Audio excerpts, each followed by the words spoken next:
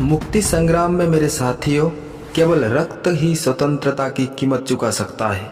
मुझे रक्त दो और मैं तुम्हें स्वतंत्रता का वचन देता हूँ। सुभाष चंद्र बोस। सुभाष चंद्र बोस नेताजी के नाम से लोकप्रिय सुभाष चंद्र बोस भारतीय स्वतंत्रता संग्राम के एक क्रांतिकारी नेता थे। सुभाष चंद्र बोस के जन्म 23 जनवरी 1897 कटक उड़ीसा में हुआ था। ब्रिटिश शासन के खिलाफ भारतीय स्वतंत्रता आंदोलन में प्रमुख भारतीय क्रांतिकारी थे। नेताजी के नाम से लोकप्रिय, उन्होंने युद्ध के पूर्व भारतीय कैदियों और भारतीय प्रवासी समुदाय के स्वयंसेवकों से बनी एक सशस्त्र सेना का नेतृत्व किया। हालांकि बोस शुरू में भारतीय राष्ट्रीय कांग्रेस के सदस्य और महात्मा गांधी के समर्पित समर्थक थे, लेकिन बाद में स्वतंत्रता प्राप्त करने की रणनीति पर मतभेदों के कारण उन्होंने दोनों से अलग हो गए। बोस को विशेष रूप से स्वतंत्रता के प्रति उनके क्रांतिकारी दृष्टिकोण और समाजवादी नीतियों के लिए जाना जाता था।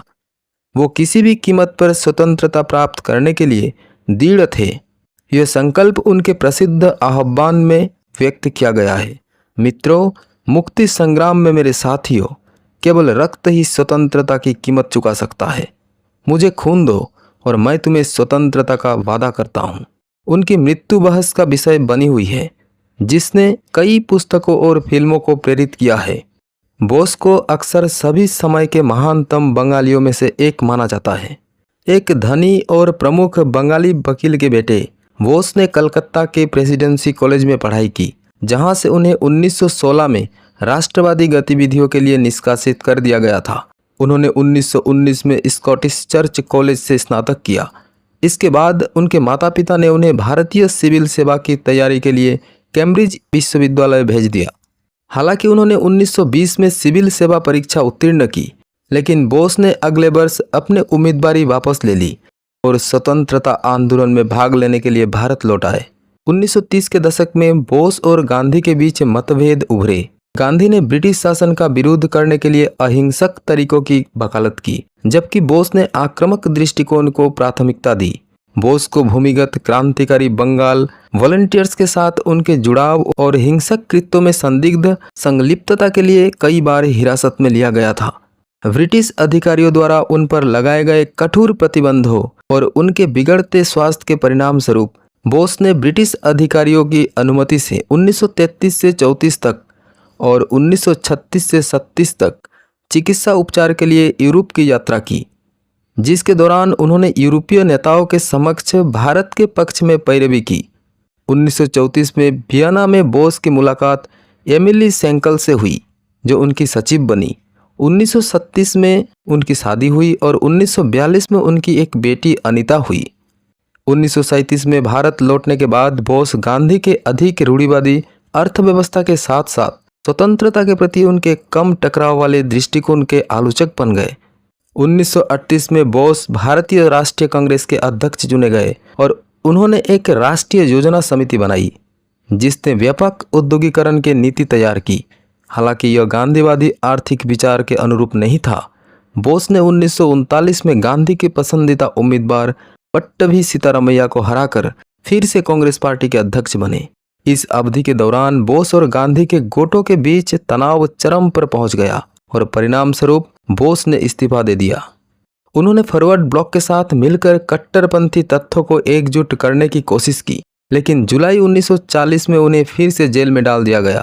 भारत के इतिहास के इस महत्वपूर्ण दौर में जेल में रहने से इनकार करने के बाद उन्होंने आमरण अनशन करने का फैसला किया, जिससे डरकर ब्रिटिश सरकार ने उन्हें रिहा कर दिया। 26 जनवरी 1941 को कड़ी निगरानी के बावजूद बोस कलकत्ता में अपने निवास से मोहम्मद जियाउद्दीन नामक एक अफगान के रूप में भाग निकले। आज़ाद हिंद फौज की स्थापना भारतीय स्वतंत्रता संग्राम के एक महत्वपूर्ण अध्याय के रूप में देखी जाती है। इसका गठन माँ भारती के वीर सपूत सुभाष चंद्र बोस जी के नेतृत्व में हुआ, जो मेरी नज़र में भारतीय स्वतंत्रता संग्राम के सबसे अद्भुत और महान योद्धाओं में से एक थे। इनकी जड़ें द्वितीय विश्व युद्ध के दौरान जापान में ब्रिटिश भारतीय सैनिकों की बंदी बनाने के समय से शुरू होती है। सुभाष चंद्र बोस, जो महात्मा गांधी की अहिंसा नीति से सहमत नहीं थे, मानते थे कि स्वतंत्रता केवल सशस्त्र संघर्ष द्वारा ही प्राप्त की जा सकती है।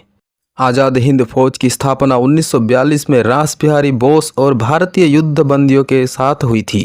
बाद में सुभाष चंद्र बोस ने 1943 में इसका नेतृत्व संभाला और इसे नई ऊर्जा और रणनीति दी। 21 अक्टूबर 1943 को सुभाष चंद्र बोस ने सिंगापुर में आज़ाद हिंद सरकार की स्थापना की और इसी के साथ आज़ाद हिंद फौज को राष्ट्रीय सेना के रूप में घोषित किया। आज़ाद हिंद फौज ने अंग्रेजी हुकूमत के खिलाफ सशस्त्र संघर्ष छेड़ा। इसके सैनिकों ने ब्रिटिश भारतीय सेना के खिलाफ बर्मा, मणिपुर और नागालैंड मोर्चों पर युद्ध लड़ा।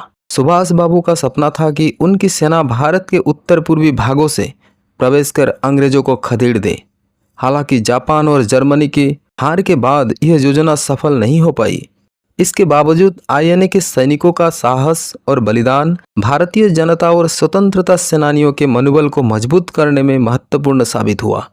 आज़ाद हिंद फौज की भूमिका केवल सैन्य प्रवासों तक सीमित नहीं रही, बल्कि इसने भारतीय स्वतंत्रता संग्राम में एक मानसिक क्रांति भी उत्पन्न की। आईएनए के सैनिकों पर चले मुकदमों ने पूरे देश में अंग्रेजों के खिलाफ विद्रोह की लहर पैदा कर दी। इसके परिणाम स्वरूप भारतीय सेना में असंतोष बढ़ा और ब्रिटिश हुकूमत पर दबाव बना, जो अंततः 1947 में भारत की आज़ादी का मार्ग प्रशस्त करने वाला एक महत्वपूर्ण कारक बना। आज़ाद हिंद फौज का बलिदान और साहस भारतीय इतिहास में अमर रहेगा। यह भारतीय स्वतंत्रता संग्राम का ऐसा अध्याय है जिसने सशस्त्र क्रांति की भावना को प्रज्वलित किया और आज़ादी की लड़ाई में नया जोश भरा। अगस्त 1945 में जापान द्वारा आत्मसमर्पण की घोषणा के कुछ दिनों बाद बोस दक्षिण पूर्व एशिया से भाग गए और कथित तौर पर विमान दुर्घटना में लगी चोटों के कारण तब ताइवान में एक जापानी अस्पताल में उनकी मृत्यु हो गई। माना जाता है कि उनकी अस्थियां टोक्यो के एक बुद्ध मंदिर रेनकोजी में सुरक्षित रखी गई है। बोस की मृत्यु की परिस्थितियां रहस्य में डूबी हुई है और कई किताबों, फिल्मों और षड्यंत्र के सिद्धांतों का विषय है।